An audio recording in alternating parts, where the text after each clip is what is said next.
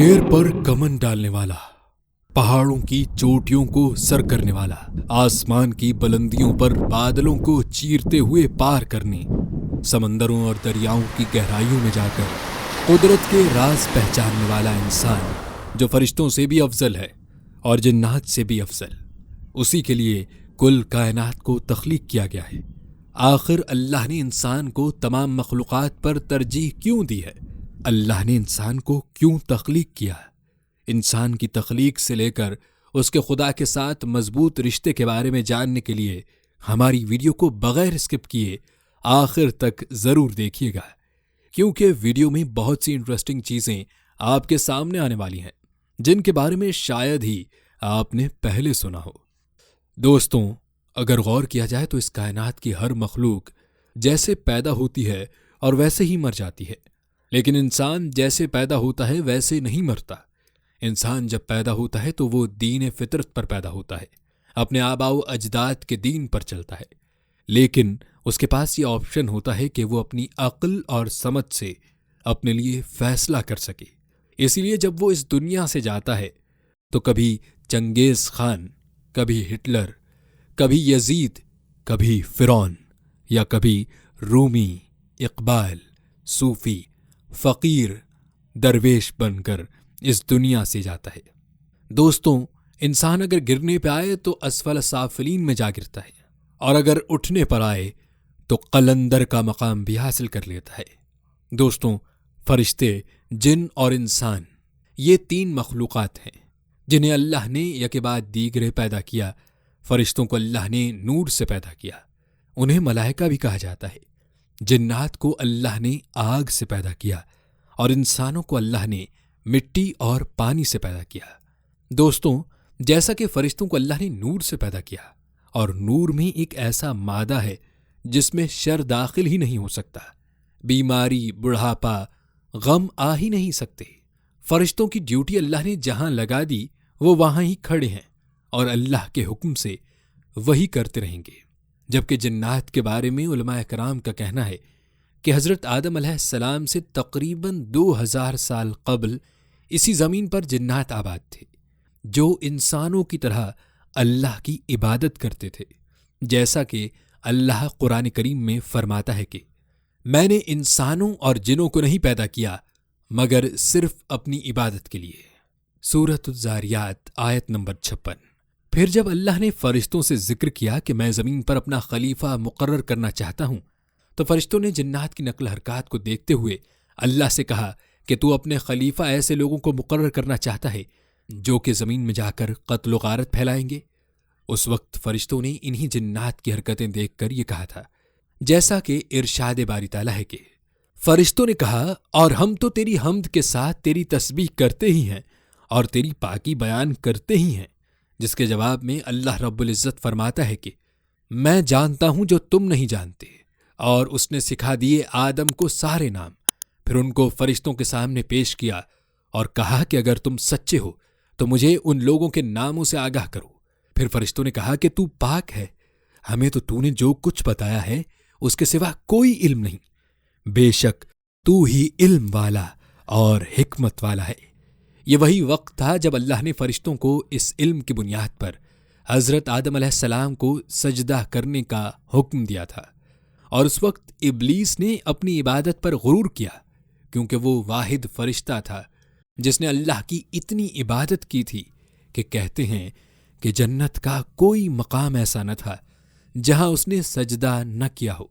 اس وقت شیطان یعنی ابلیس نے اللہ کے حکم سے انکار کیا، تو اللہ نے اسے شیطان مردود قرار دے کر جنت سے نکال دیا، جیسا کہ اللہ رب العزت ارشاد فرماتا ہے کہ اور یاد کرو جب ہم نے فرشتوں سے کہا کہ آدم کو سجدہ کرو تو انہوں نے سجدہ کیا، مگر ابلیس نے اس سے انکار کیا اور گھمنڈ کیا اور کافروں میں سے بن گیا۔ سورۃ البقرہ۔ دوستوں، اللہ نے انسان کو اپنا نائب چنا ہے، یعنی اپنا خلیفہ چنا ہے، اور اس کا کام اپنے مالک کے احکامات پر نہ صرف خود عمل کرنا ہے بلکہ باقی لوگوں کو بھی اس کے حکم کے مطابق عمل کروانا ہے۔ اللہ نے انسان کو مٹی سے پیدا کیا ہے، اور اس مٹی میں اللہ نے انسان کی ضرورت کی تمام چیزیں شامل کر دی ہیں، یہاں تک کہ اللہ نے جس خطے پر انسان کو اتارا وہاں اس کی تمام ضرورت کی چیزیں بھی مہیا کر دیں۔ مٹی سے بنے انسان کو مٹی سے بنی زمین پر اتارا اور اسی میں اس کی تمام ضروریات دے دی۔ سر سے پاؤں تک انسان کی تمام ضروریات زندگی اس دنیا میں ہی فراہم کر دیں۔ دوستوں، اللہ نے حضرت آدم علیہ السلام کو مٹی سے بنایا تو ان پر اپنی روح پھونکی۔ اسی لیے روح کی پیاس اللہ کی معرفت ہے۔ روح کی پیاس یہ ہے کہ ہمیشہ اپنے خالق کے حقیقی کے پاس جانا چاہتی ہے، لیکن انسان اپنی ظاہری جسامت کی خوراک کے لیے کوشش کرتا رہتا ہے۔ دوستوں، روح چونکہ اللہ نے آسمان سے بھیجی تو اس کی نشوونما اور خوراک کا انتظام بھی آسمانوں سے کیا، جسے ہم وحی، قرآن و حدیث کا نام دیتے ہیں۔ اللہ نے انسان کو کیوں بنایا ہے؟ اس کا جواب تو اللہ ہی جانتا ہے۔ اس کا جواب دینا انسان کے لیے تو ناممکن ہے، لیکن اللہ اس کا جواب خود ایسے دیتا ہے کہ میں نے انسان کو بلا وجہ پیدا نہیں کیا۔ ایک اور جگہ ارشاد فرماتا ہے کہ میں نے انسانوں اور جنوں کو نہیں پیدا کیا مگر صرف اپنی عبادت کے لیے۔ اسی طرح ایک اور جگہ اللہ فرماتا ہے کہ جس نے موت اور زندگی کو اس لیے پیدا فرمایا کہ وہ تمہیں آزمائے کہ تم میں سے کون عمل کے لحاظ سے بہتر ہے، اور وہ غالب ہے، بڑا بخشنے والا ہے۔ ہم نے زندگی اور موت کا سلسلہ اس لیے چلایا کہ ہم دیکھ سکیں کہ کون مجھے راضی کرتا ہے اور کون اپنی خواہشات کے پیچھے بھاگتا ہے۔ کائنات کو اللہ نے امتحان کے لیے بنایا ہے اور اس میں کیے گئے اعمال کا فیصلہ روز قیامت کے دن کیا جائے گا۔ اس آیت میں اللہ رب العزت نے صاف صاف انسان کے اس دنیا میں بھیجنے اور پیدا کرنے کا مقصد بیان کیا ہے کہ انسان کو اللہ نے اس لیے بھیجا ہے کہ وہ اس دنیا میں اللہ کے بتائے ہوئے اصولوں کے مطابق زندگی گزارے۔ اس میں اس کا امتحان ہوگا کہ آیا وہ اللہ کے حکم کی تعمیل کرتا ہے یا شیطان کے بہکاووں میں آ کر اپنے نفس کی پیروی میں لگ جاتا ہے۔ دوستوں، یہاں صاف ظاہر ہے اللہ نے انسان کو اس دنیا میں صرف اپنی عبادت کے لیے پیدا نہیں کیا، کیونکہ یہ کام تو مخلوقات کر رہی تھیں۔ اللہ نے انسان کو در حقیقت اختیار دے کر اس دنیا میں بھیجا ہے اور اسی بنیاد پر اسے اشرف المخلوقات کا درجہ بھی حاصل ہے۔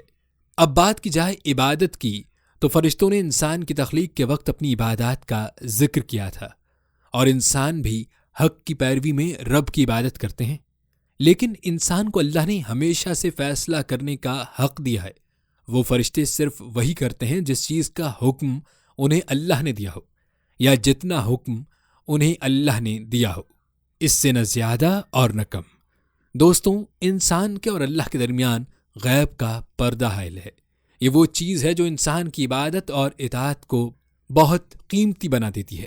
انسان کے پاس یہ اختیار ہے کہ وہ اللہ کی نافرمانی کرے، خواہش نفس کی پیروی کرے یا اس کی اطاعت کرے، لیکن جب انسان غیب میں رہتے ہوئے ایسا کرنے سے بچتا ہے تو یقیناً اس کی عبادت اور اطاعت کو ایک امتیاز حاصل ہو جاتا ہے جو فرشتوں کی عبادت کو حاصل نہیں ہو سکتا۔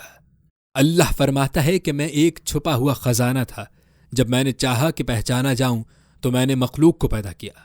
دوستوں، در حقیقت انسان کو اللہ نے اپنی پہچان کے لیے پیدا کیا ہے، اور جو لوگ اسے پہچان لیتے ہیں وہی کامیاب ہو جاتے ہیں۔ دوستوں، اللہ کی پہچان اس کی نشانیوں سے ہوتی ہے، اور انسان کے اندر اللہ کی بے پناہ نشانیاں موجود ہیں۔